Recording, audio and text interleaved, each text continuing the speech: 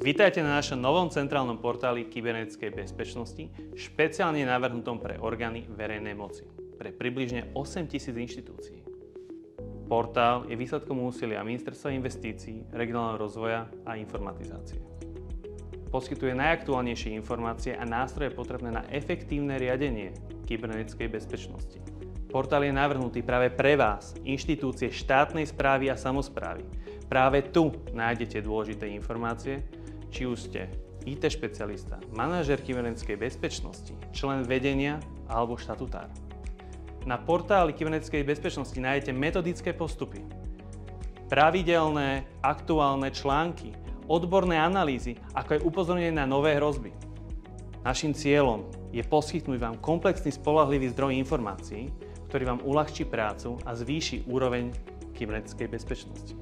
Zaregistrujte sa a využite všetky výhody, ktoré tento centrálny portál kybernetickej bezpečnosti ponúka. Spoločne môžeme vytvoriť bezpečnejšie digitálne prostredie pre všetkých. Navštívte portál ešte dnes a postarajte sa o svoju kybernetickú bezpečnosť.